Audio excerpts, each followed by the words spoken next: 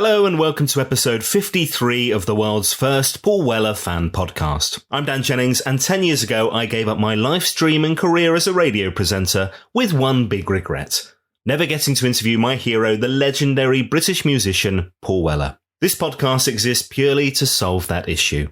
Welcome to Desperately Seeking Paul. This week on the podcast, I'm joined by singer-songwriter Steve Brookes, the man who co-created The Jam with Paul Weller back in the early 70s. We'll hear about those early days as a duo, before meeting Rick and then Bruce, writing songs, recording demos, gigging around Surrey, and why he left the band in September 1975. We'll chat about his friendship with Paul and playing live together and on each other's albums in recent years. Plus news of Steve's new album, Tread Gently, which is released this Friday, September 3rd, which again features Paul Weller and his bandmate Ben Cordelia. We'll talk 22 Dreams, Wake Up the Nation, Saturn's Pattern, Jawbone, True Meanings, On Sunset, and Fat Pop Volume 1. So let's get into it. Steve Brookes, thanks for joining me. You're welcome. I love the fact that we're clearly in the guitar room here. So how many guitars have we got in this room, and which one's your favourite? I think there's 1, 2, 8, it's about 9 in here, I think. Just 9. They all do different jobs, you know. And which one are you feeling today? Which one's your favourite right now? I've just put some jazz tape wound strings on an old Crafter guitar, the cutaway one up there. That's quite interesting to play. I'm sort of working on a few sort of new little moves with that. So a lot of the time, it's not necessarily about the guitar, it's how you set them up and what you put on them. I experiment quite a lot with different strings and that. So from heavy strings to light strings, silk and steel strings, you know. And these are all acoustic or semi-acoustic there, aren't they? Yeah, I've got an electric, little Yamaha electric, but I don't really play a lot of electric these days. So. And how would these differ to that first guitar that you got back in, I'm guessing 1971, 72, something like that, right? Yeah, it was Christmas 71. Yeah, I mean, you know, it was an acoustic guitar. My dad bought it for me from the music shop, you know, and it wasn't the worst of the worst, you know. It was a thing to get going on, you know. It's the old problem, you know, that all musicians have. As soon as you've got something, you want something else, you know. It's like, there's a joke amongst guitar players. How many guitars does a guitar player need? And the equation is N plus 1. N is the amount of guitars he's already got, you know. I wanted to go from the acoustic to electric, you know, so that was another move, you know. And the trouble is, when you're like that age, when you're 14 or whatever, I think a new cheap sort of copy then was probably 25 quid, but 25 quid it could be like 25 grand, you know. It was still like you had that, did you? No, exactly. Yeah. I'm really looking forward to talking with you, not least because we're on the eve of a new Steve Brookes album, which is always an exciting thing. And as this is a Paul Weller fan podcast, there's some connections with Paul, not just in Paul playing, but with Ben once again being part of the crew, Ben Cordelia. So we'll talk about that in a sec. But I want to kick off with talking about when you first got to know Paul, when you first met Paul Weller. Can you remember when it was? Well, yeah, it was November 1971 when I first attended Shearwater School. We got to know each other, sort of thing. I got the guitar for Christmas, and then obviously once the new year got underway, we both realised that was a bit of common ground. And we started kicking around and realised that we both wanted to do the same thing, you know. And I'd show him little things that I'd learned, and he'd show me little things he'd learned. And then all of a sudden, we just bonded, and that was it. You know, we were away, you know. I think his dad got us our first gig about 6 months later, you know, after we'd just started playing, you know. So. Wow. And what are you this age? You're what, 13, 14? Well, yeah, that would have been 13, beginning of 72. We were both 13. Because he's a day older than me. His birthday's May the 25th, mine's May the 26th. So I get to pull his leg about being a bit younger than him, you know. The old fella.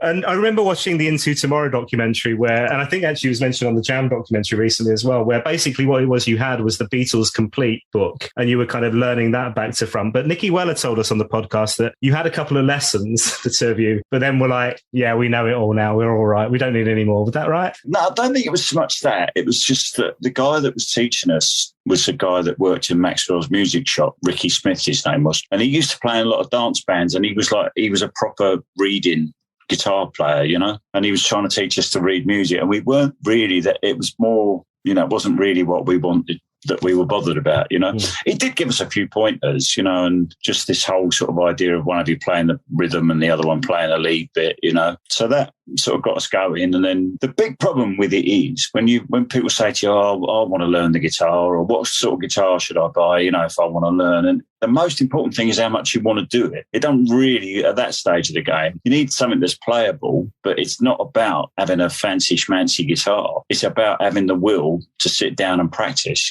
That is, a lot of people just like the idea of sort of sitting there with their guitar in front of the girls, which everyone likes, but you've got to put some elbow grease into it, to get the girls wanting to listen to you.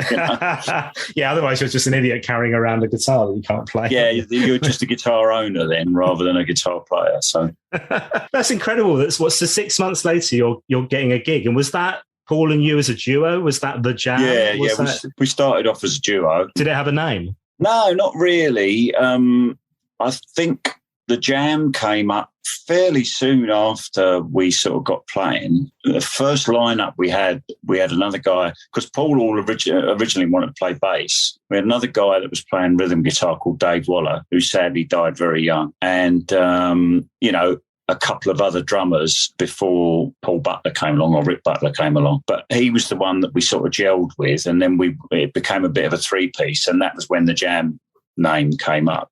We never went out as anything other than the Jam. That was it. There was no name before that. And before this chat, I reached out on Twitter to see what if the fans had any questions, and there were loads. So many people were like, "Oh, you got to ask him this and ask him this and that." And one of the questions was from Joe Nellis asking, "What if you can remember those early days in that Beatles songbook? What was your favourite song that you and Paul both played together that you used to practice using that book? Was there one that you kind of always go back to?" We used to play "I Saw Her Standing There," a very ropey sort of version of it, but that was one of them. And we used to do Norwegian Wood and the ones that weren't too sort of complicated really. And a lot of the early 60s ones, so that they followed that sort of that sequence of, a lot of those songs, popular songs that were written in those days were like the root and then the relative minor and the fourth and the fifth. That was a very common sort of, chord sequence. So once you add that down, and we used to do quite a bit of rock and roll as well, like Chuck Berry and all them sort of things. So. Yeah. But then the Beatles did that as well. Yeah, of course. Yeah. And this is such a young age to be gigging. So John Weller sounds like he was able to just hustle and get you spots. And we're talking like Shearwater Youth Club. You're paying to people your own age, but then working men's clubs and stuff, right? The British Legion. Well, I think the first one we did was, the actual first gig we ever did was at school, one lunchtime. Just two of us. We had this microphone that was sort of plugged in through the record player. Because the record player had a speaker in it, Right. So obviously the word had gone round that we were doing this little gig in the music room at lunchtime. And we got in there. We were so nervous. I mean, really, really bricking it. And, just looked down all the time. And then when we sort of looked up, most of the audience was girls. We just thought, this is a good job, to paraphrase John Lennon, This is the life for me. And Nicky Weller talks about like playing the British Legion and these kind of working men's clubs. As they're not there to see you, I guess, is the point I'm getting at, right? You're entertainment, and basically you make a noise for the first sort of hour and a half, then they have the bingo, and then the last bit they want to have a dance when they're all lashed up. So I think we got away with quite a lot because we were so young. So people just copped on to the fact that we were quite young. And the interesting thing also was that we weren't current then. We were playing retro music then. I mean, when I do pub gigs now, I still joke with people that most of the songs I play, I wasn't even born when they were written. Most of my stuff is retro. We always sort of went back. So it sort of worked for us because we weren't trying to push the current scene. We were playing old Beatles songs and old rock and roll songs, which with the sort of older people that were in the clubs, it went down well, I saw Paul talking on Absolute Radio recently, and they talked about like every decade. When they were asking him like which bit he enjoyed most, he talks about those very early days. He talks about the residency at Michael's Club. We were doing Fridays there, and then for a while we were doing Fridays and Sundays there. Friday night was quite a late one. We used to kick off about 10 o'clock because it was a late sort of drinking place, The upstairs was the sort of nightclub.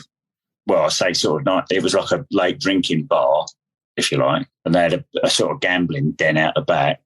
And then and downstairs they had a disco. So again, we were immediately sort of removed from the people our own age group, because all the people upstairs were much older, you know. It was great up there because a lot of John's mates used to come up there, you know, and it was like it was just like a little family sort of meeting every Friday up there, you know. A bit of money in your pocket as well. Oh, I think we used to get about 15 quid for a Friday night between the three of us. So it was £5 each, which, you know, in those days was all right. The laugh was we weren't even old enough to be in there, let alone to go and play there. I think we started that when we were 15. You know, so we weren't really old enough to be in there, let alone, you know, actually providing the entertainment.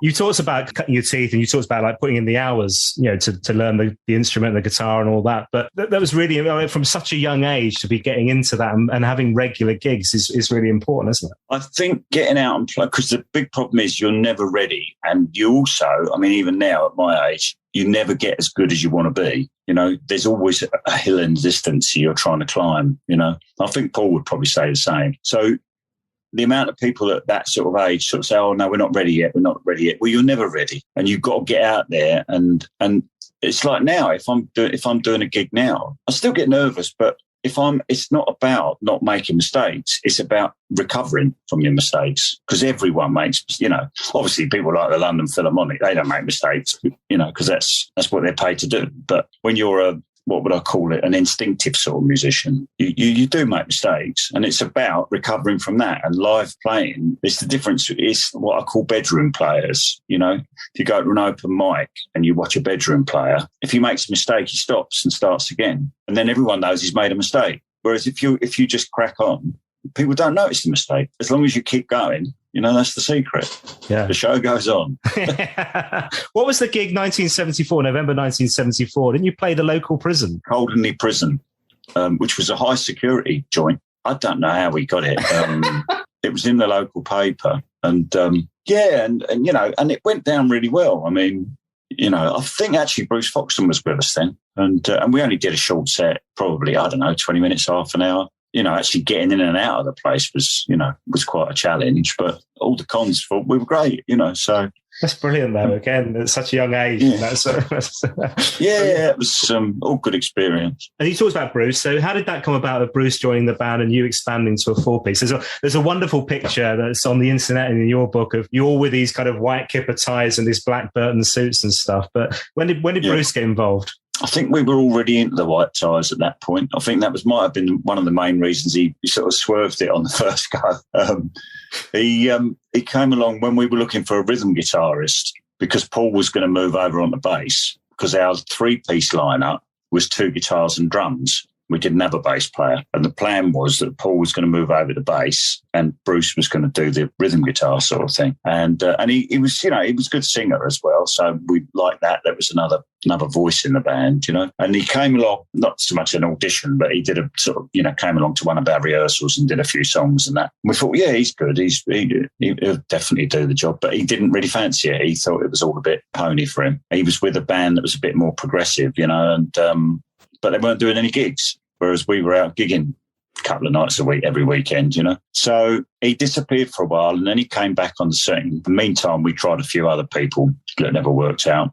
Then he came back on the scene and then we did our first rehearsal as a four-piece round at the Workingmen's Club. And the sound just was gone, you know, without Paul playing rhythm. It just, the whole band didn't sound right, you know. And also Paul realised that he was finding it difficult to sing and play bass at the same time. So it all got to a bit of a sort of standoffy thing. And John said, well, look, why don't Paul go back on the guitar and Bruce, you have a go at the bass, you know. And Bruce didn't seem too keen, but he gave it a go. And although he was playing quite rudimentary sort of bass, it was just what it needed because Paul's being back on the guitar. He had a very strong rhythmic feel to his playing, you know.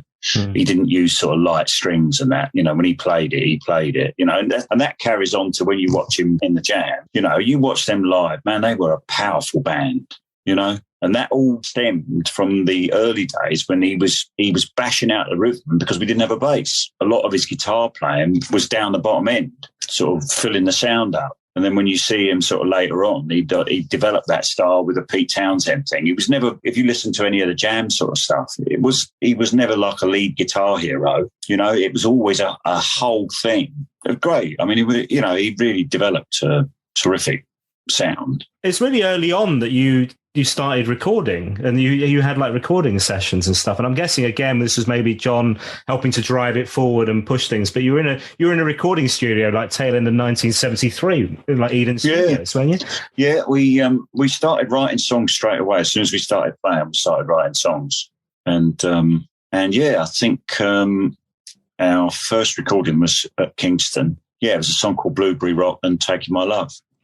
And Taking My Love in, I think, was the B-side on In the City. Yeah, and on the album. They pumped it all up, you know. But when we first did it, it was like more like a sort of swingy rock and roll sort of song. We based it on a Beatles tune called One After 909, which was like a country rock sort of tune. It was on the Let It Be album.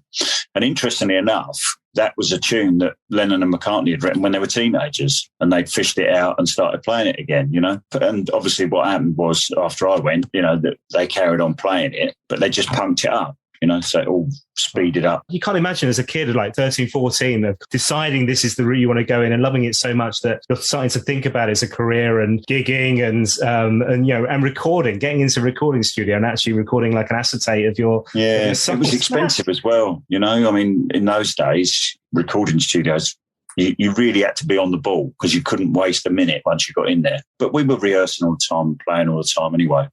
But John obviously saw something in you enough. It was a two-way thing, really. You know, John was so encouraging, and that encouraged us to try harder, you know. It was a symbiotic sort of thing, definitely, I don't think, because John used to drive us about a lot. That was the thing as well, which was a terrible hassle in them days. You know, if you wanted to play electric guitar and carrying an amp around, you couldn't do it on the bus, you know. It was like you had to have someone to deliver you and pick you up, you know. So he was like our mentor, you know. And many years later, interestingly enough, I was chatting to John one day, and he'd said that when he was a youngster, he'd been a boxer, and he had a chance at like a biggish sort of fight down in Brighton, because he came originally from Chichester sort of way, and he had quite a big bout coming up, and he went out on the lash the night before, and when he turned up, his trainer just looked at him and said, "You're wasting your time, son." And he said it sort of stayed with him that don't mess it up. Oh. And the funny thing was, one of the first gigs we did at Shearwater Youth Club, back in the day, I don't know if you remember the Faces and the Stones, they always used to have like a bar on the stage with paper cups and bottles of wine and bottles of Jack Daniels. And we thought that was magic. So we had the same thing at our first gig at Shearwater Youth Club. We had like bottles of Blue Nun and Newcastle Brown and God knows what parked in the corner, right, with the view to drinking it while we're on. But then something happened and the PA didn't work and someone was messed, and so we didn't go on, and we just drank a lot and ended up slaughtered. And then someone had sorted out all the sound gear, and then we had to go on. We were off our tits. And John did his nut, you know, because it was obviously a reflection of what had happened to him, you know, because he said, you know, I'm putting a lot of time into this. If you boys ain't going to take it seriously, then I'm out, you know. He was always very adult with us. That's something that Paul, I think, has carried forward in his life. Paul is a very adult person and always has been. He's not a pussy in terms, everyone knows he's not a pussy, but he's not a pussy in terms of looking at, you know, to your sort of responsibilities and hard work. I mean, obviously I've done some recording with him in the last few years, you know, and they don't mess about there. When you're at the barn, it's very, very intense when they're making a record, you know. If you don't cut it, you just won't be in it, and that's that. And able to be pretty, which I think he has to be as well, pretty ruthless in terms of changing things up, whether it's a lineup of, you know, and working with new people and pushing it forward continuously. That sees to have always been there as well, yeah? I don't think it's so much ruthlessness. I just think he's not a sentimental person. So if a lineup needs to be changed or something has to be changed, then he won't cling to it through sentimentality. And that goes back to what I'm saying about him being an adult. He makes decisions, you know, and then, boom, they're acted on, you know. He doesn't dither, you know. And that's obviously what makes him what he is, you know. He is a decision maker. But like I say, you know, they work very, very hard, and they work lots of hours. You wouldn't believe. You know, the first hour of the day can be a little bit sort of, you know, not driven. You know, everyone's sort of having a cup of tea and getting chat and listening to playbacks of something they've done before. And then, you know, once the day gets underway, sort of late morning, midday-ish, and they can work through till 12, 1, 2, 3 o'clock, just work solid, 12, 15 hours. The levels of concentration that Paul brings to it are just astounding. I get to the point sometimes, come 11 o'clock, my ears are gone. I can't hear any difference between what we've done and what, I've lost it. And his powers of concentration are just immense, And that, again, is all part of that sort of, you don't get to be where he is if you haven't got that quality. It's not just a gift. He works very, very hard at it, which I don't think a lot of people think, Yeah, but I think it you're right. Just falls in your lap, It falls. These songs fall from the stars and other skies, and it's it's just a natural gift, isn't it? It's that 10,000 hours to become a genius. He is immensely gifted. Don't get me wrong. He has a gift, and he's very aware that he's got a gift, but he does work very hard with the gift, which is the two sides of the coin, It'd be interesting to understand how your journey with the jam finished, because Paul discovers mod and he gets a Vespa and things, but it seems, from my understanding of watching the two of you talk, that you kind of started not drifting apart as friends necessarily, but your tastes changed. We did start drifting apart as friends, unfortunately, but like I always say to people, when we got together, we were 13. And then when we parted company in terms of the band and that, we were 17. And that's a quarter of your life at that age. It's only 4 years, but it's a quarter of your life. And it's probably the quarter of your life that changes more than any other period of your life in that 4 years. And we both changed. And it was just a recognition that, Paul wanted to do the mod, and the jam suits, the thing that they were famous for, was the sort of turning point, because it was like, well, either you're going to go and get one of these and be part of this new sort of image that we want to create, or that Paul wants to create, and when are you going to go for your fitting sort of thing? And I thought, no, I'm not doing it. We were a bit sort of, the style side of it was always more Paul's input than mine. I'm not really any kind of fashionista, but the style of the way it was going, I wanted to try and keep it in the Beatles groove, And interestingly enough, I've always said that I thought that actually the Style Council, that was probably much more the kind of band that I thought the Jam was going to become, much more varied and, a lot more mellow bits in it, I could have fitted into the Style Council. That would have been all right. And then it was just time for us to part, And I know they did try quite a few subsequent fourth members, And Paul even phoned me one day and said, look, EMI had been sniffing around when I was in the band. They've sort of come back and said that they might be interested, but they want it as a 4-piece. Would you fancy giving it another shot? So I didn't just turn down the Jam once, I turned down the Jam twice. Did you ever look at them? As that success happened, they get signed by Polydor and they become huge. Did you ever look at it and regret that decision? Oh, inevitably, yeah. No, I've always said to people, look, I didn't sit around wringing my hands and crying in my beer about it, but yeah, you look at something like that and you think, well, maybe I should have knuckled down and just joined in with it. But then I think, well, being the individual that I am and Paul being the individual that he is, I probably wouldn't have lasted that long anyway. So it was probably better that I went when I did, I think so anyway. The testament to it is that since we re-established our friendship back in the 90s, we've been really good buddies since then. And we make music together, which is really cool. I think if there'd been loads of bitterness and acrimony and money dramas and whatever, then we probably would never have spoken again, So in a lot of ways, it was all for the best. Did you continue with music at that point yourself? I kept writing and I was out doing gigs on my own, and I was doing a lot of sort of cabaret type gigs to earn some dough. And I just lost my way, really, is the truth of it. I underestimated the benefit of being in a band and having other people to knock ideas around with, It all just dried up, really. And I got to 20 and I had a tape of some new songs that I'd written and stuff. Interestingly enough, I did actually sit in the car one day in a park and listening to them. And I thought, this is going nowhere, Steve. You're going to break your own art if you carry on like this. So, especially when you look at the mountain that you had to climb to compete with them, do you know what I mean? It was, so I sort of wandered off and did other things. And, I've always played. I've always played for fun and that, And then back in the 90s, I sort of started, I got asked, a couple of people said, oh, do you want to be in this band? Do you fancy coming and doing something? And I thought, well, if I'm going to be in a band again, I've got to really go back to basics, go back to the thing that really turned me on when I first started playing. Obviously, the rock and roll thing was quite a big thing with me, but I really started going in depth into where that came from, which was the blues side of things, And I was really listening to a lot of blues and I was playing in blues bands and stuff. And it was really good for me because it got me going from a very basic back to beginning type of thing. And I've really enjoyed I didn't make my first record till I was 50, but I've really enjoyed the process. I don't sell any, no one's that interested, especially the big problem is, of course, that anyone that comes to my music from Paul's direction is expecting a cut price sort of Weller or something, and it's totally different to that. And most of them just think, oh, that's,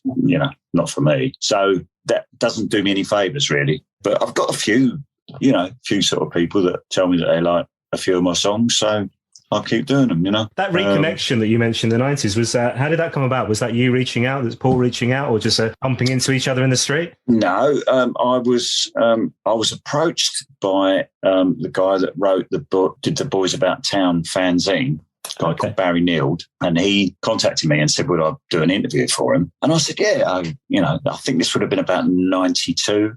And then he contacted me and said, oh, Paolo Hewitt's got wind of it and he wants to know if you can come down and film it because he's making a film. And I said, yeah, I've got, got nothing to lose. So that was, I was in that highlights and hang up that Paolo did. Okay. Have you seen that? Yeah, I mean, not for years. I had it on VHS. Yeah, I remember. Yeah. No, I've got it on VHS and I need to get a digital copy of it because I think it's one of the best Weller films because John's on it as well, and there's some classic bits, when he was talking about something or other and he said, that's crap. No, it's not crap.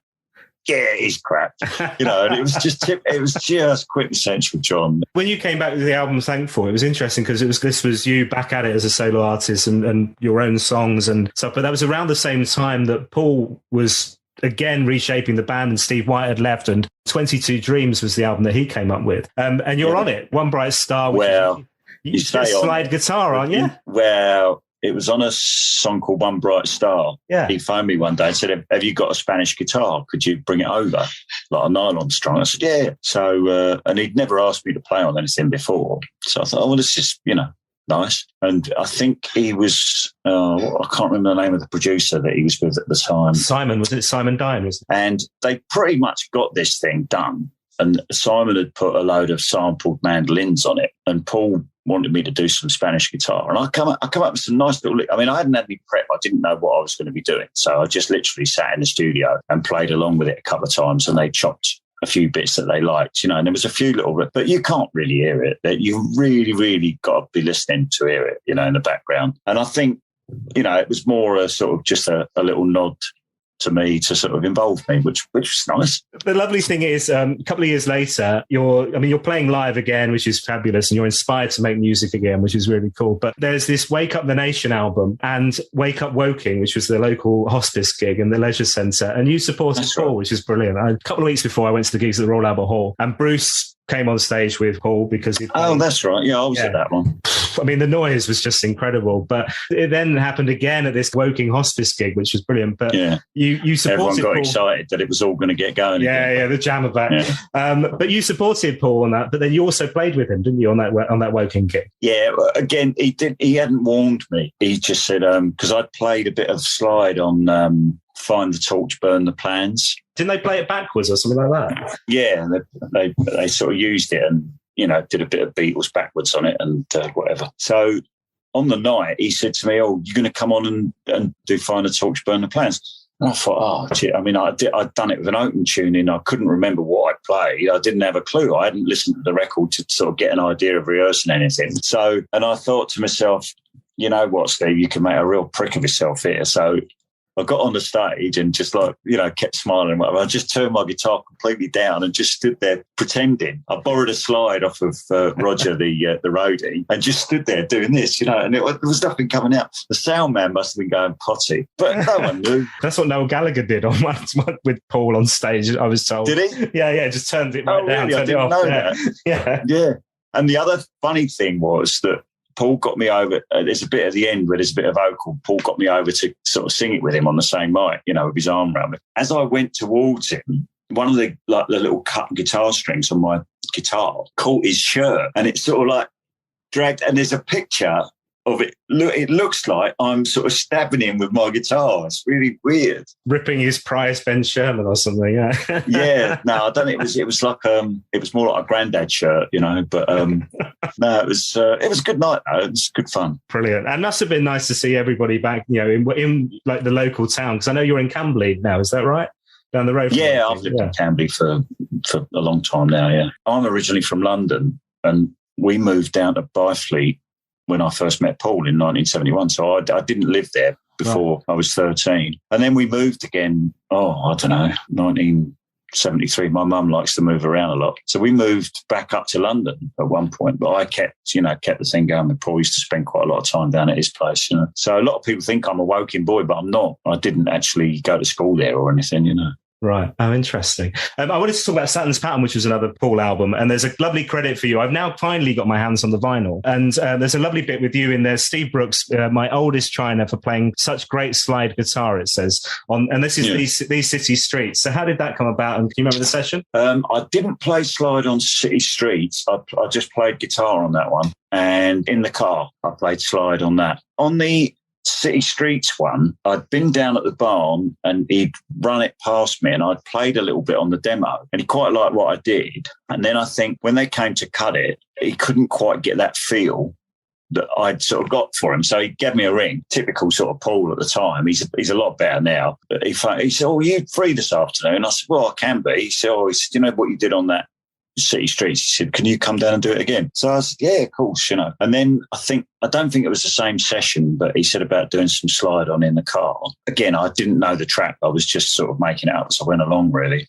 And I didn't have a guitar set up for slide because they have to be set up different, So I messed about setting up one of his guitars to play slide on it. I could see him and Stan were getting a bit bored waiting for me to fiddle around with this guitar, But the thing is, unless you get the action high on a slide guitar, it rattles a lot. So you can't get that real aggressive sort of sound, So, but then what I was doing was I was playing in the control room, and him and Stan were sort of saying, "Oh yeah, we like that bit," or we don't like that bit, or do that again, or whatever, which quite often a way that they work there. That was the first thing that I could sort of say that I actually made a contribution on, which was great. There's a B-side actually from around that time, which was a track called Open Road as well, which you're on, which was you, Steve Craddock on both of you on acoustic guitars, Andy Crofts on bass, and Ben Cordelia. And I want to talk about Ben because if we skip forward to Hoodoo Zoo, which is your 2017 solo album, Paul's on your album for the first time, I think I'm right in saying. Yeah. No, it's not. In guitar and harmonica. And tell me about Ben Cordelia, because he's on the new album as well, which we'll talk about in a second. But what does he bring to the party? What does he offer?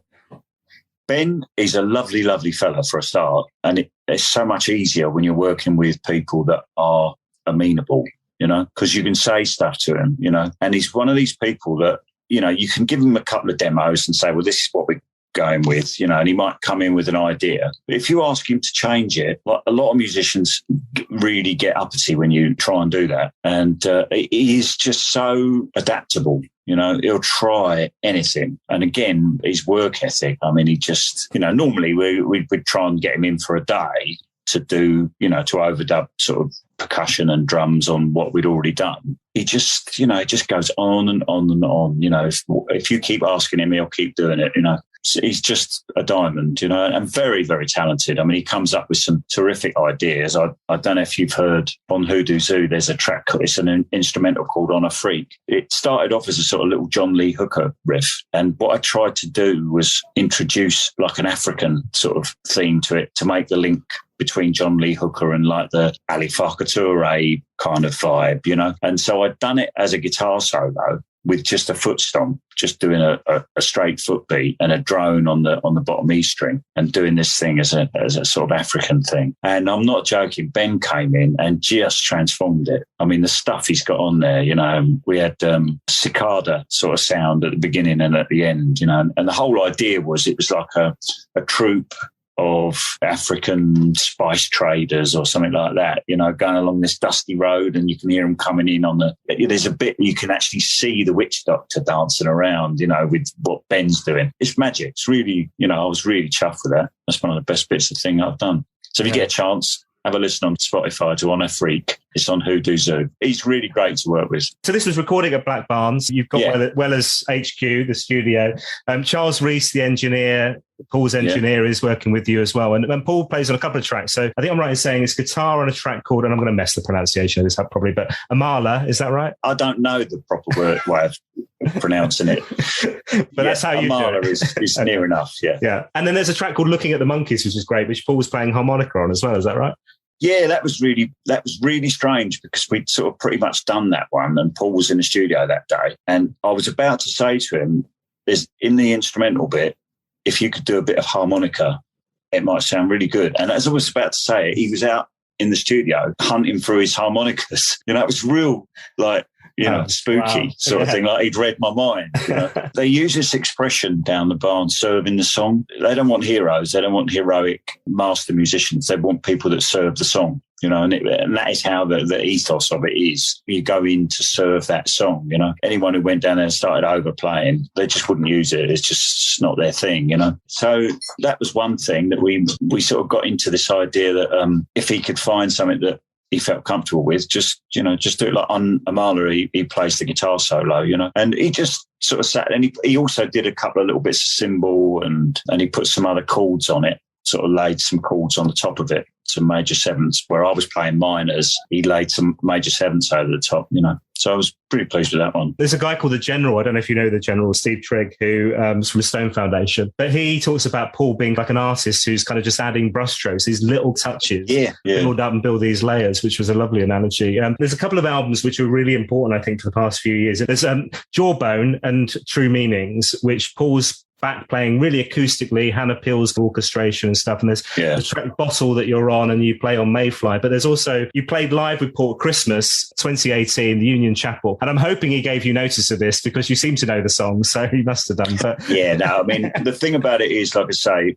I actually said to him years ago, look, it was lovely to come and do stuff with him, but I need a bit of prep time. Something Muddy Waters once said, that there are some people, some musicians that are just born, and they're the kind of guys that can play any instrument. You can sit them down and they'll just play anything. And there are other guys that are made out of nails and wood. And he said there's a place in any band for both kind of musicians, he said, because the nails and wood guys try really hard. And that's the kind of musician I am, really. So I said to him, if you want me to do something, I'd love to do it, but just give me a bit of prep time, so that I can come down with something meaningful. He did start doing that quite some years ago.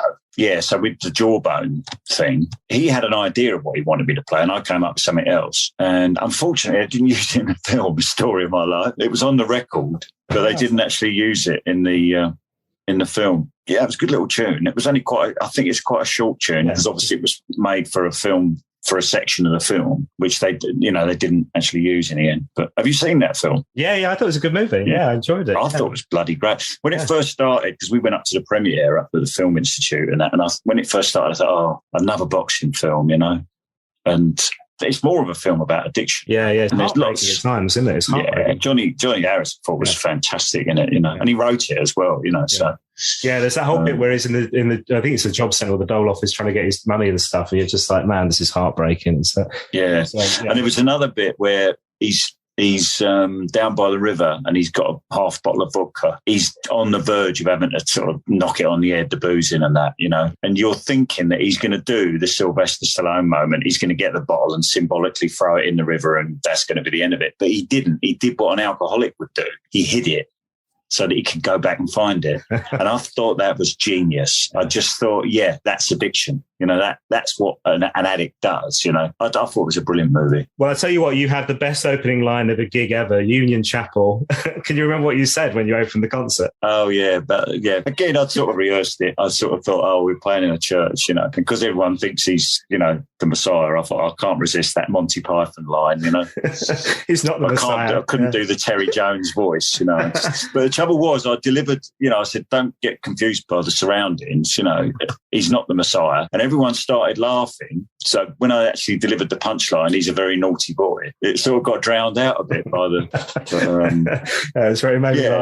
And the nice thing is, because obviously we go back quite a long way, and we're very comfortable with each other. And part of our, always from day one, we've always taken the mickey out of each other mercilessly. So I'm probably one of the only people that can get away with dissing him on stage. You know what I mean? Just for a laugh, because he's we go back that far, you know. It was great watching the About the Young Idea documentary, the TV documentary, where the two of you, I don't know where you were, but you were sat on the sofa talking, and it's, you know, clear that friendship was there and that love of each other. But yeah, you were able to take the piss out of each other that I've not seen anybody really do with Paul. It's brilliant. Yeah, it's just part of our friendship, you know. Yeah. It's always been the case, you know. I don't know, I think it's a Woking thing, actually, because everyone I know from Woking is a massive piss taker. I don't know why. Something in the water, I think. And you know what it's like, you know, that thing of men, you know, like women wouldn't do it to each other. And I'm not being sexist here, but men, it's like with men, the more diabolical things you can say to your mate, it's a proof of how close you are to it. You know what I mean? That's what men do. You know? Yeah, the more offensive it can be, you're right. Yeah. So tell me about the new LP, Tread Gently, which is out 3rd of September. Was that recorded at Black Barn as well? Yeah, we started that in December last year, and I got the sort of basic tracks down, and then Ben came down and played on quite a few of them. I think there's a dozen tracks, and Ben probably played on 7 of them, I think. And again, you know, just some terrific interpretations of the ideas that I had, you know. He just does a great job, you know. There's one track called A Walk in London, and he came up with some ideas to just put a little bit of piano on it, you know.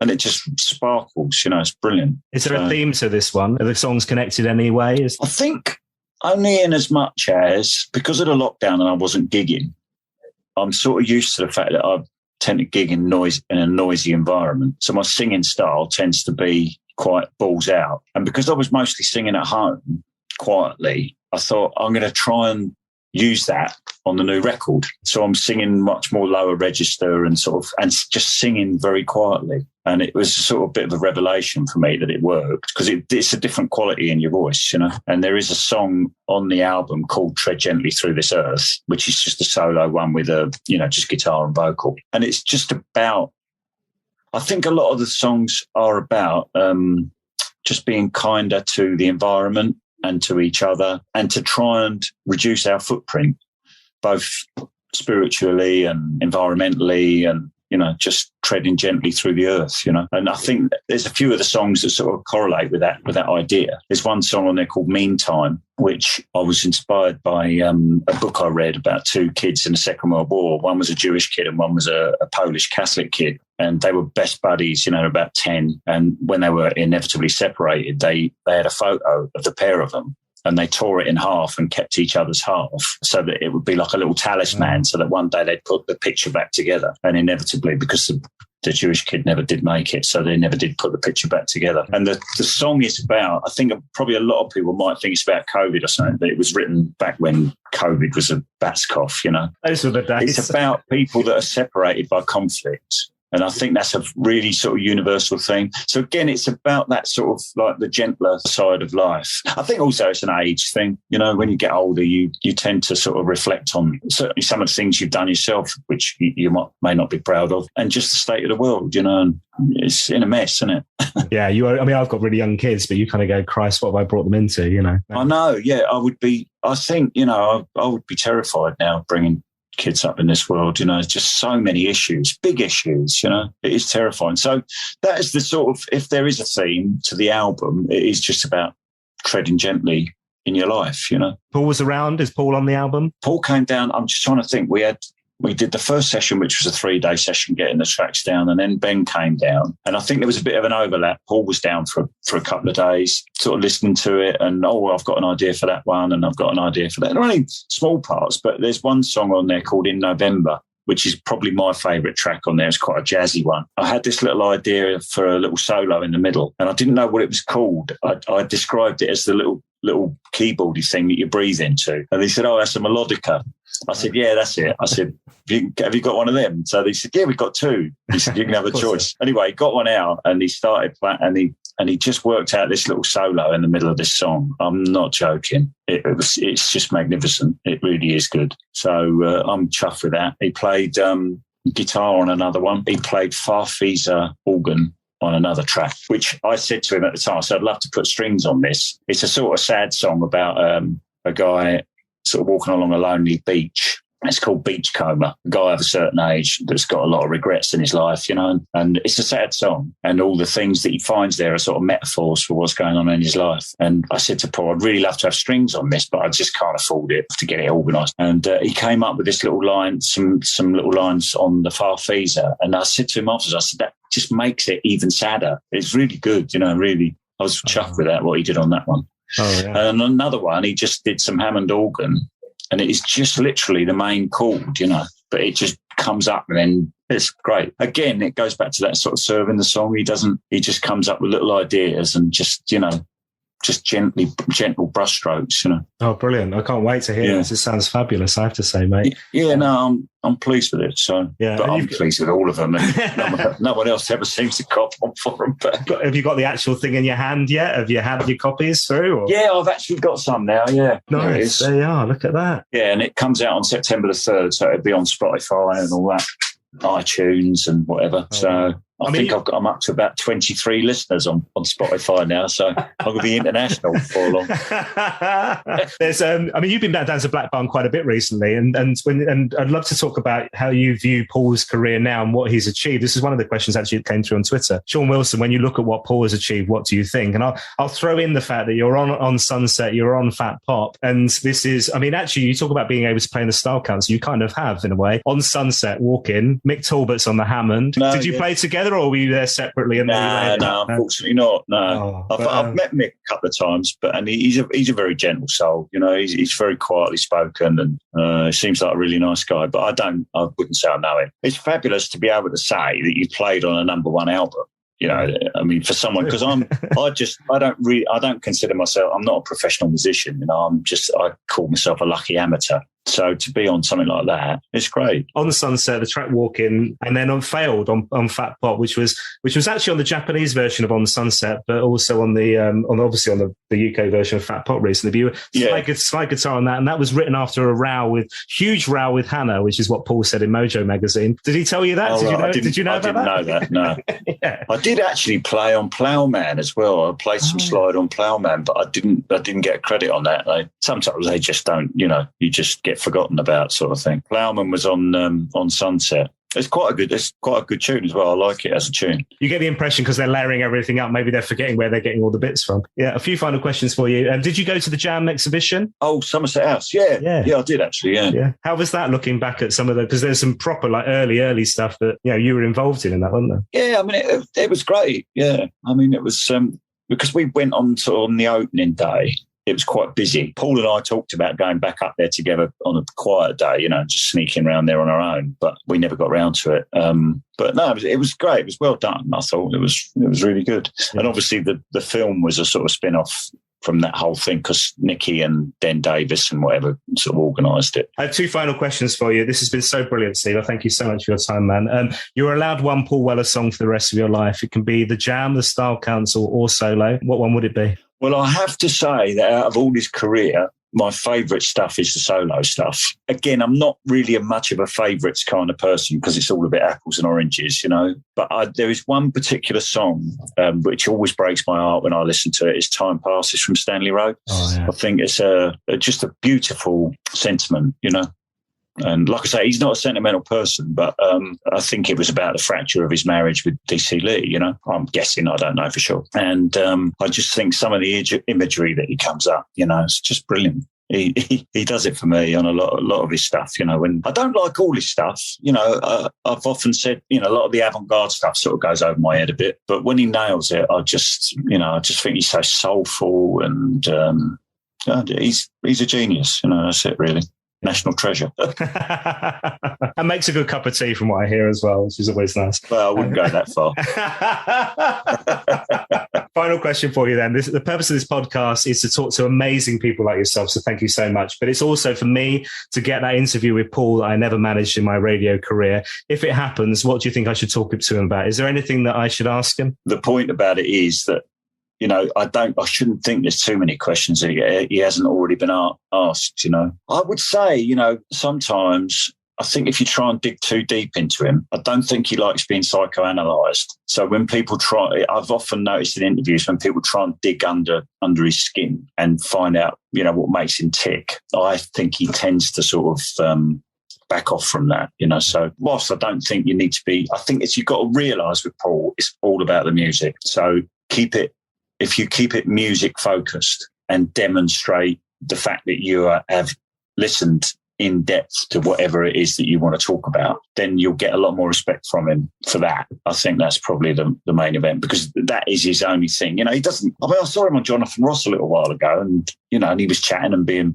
friendly and smiling and whatever. And I thought, blimey, that's not like the old Paul, you know. You know, I think it really is all just about the music, you know. He says what he wants to say through the music. So that's the main event, really. I mentioned Stone Foundation earlier on. I should have said about this. So you're going to be supporting Stone Foundation on their dates, right? Yeah, hopefully. Well, I'm doing the Southern gigs. So if you look on their website, you'll see that, you know, most of the gigs in the South, I'm doing about a dozen, just as a little warm-up spot, which was really nice to be asked to do by Neil, or the two Neils. We're just sort of hoping that things don't change and it all goes ahead, because we were supposed to be doing it last year. Yeah, so obviously we'll have copies of the new album and no T-shirts yet, I don't think, but you never know. This time next year, Rodney. So I'm doing Bristol, Exeter, Brighton, Southampton, Margate, Southend, Norwich, Colchester, Islington Assembly Hall. Steve, this has been so lovely. Thank you so much for your time, man. I really, really appreciate it. Not at all. Nice to speak to you, Dan, and good luck with the podcast. My thanks once again to Steve Brookes, another amazing guest. You can find links to his new album, Tread Gently, in my show notes for this podcast,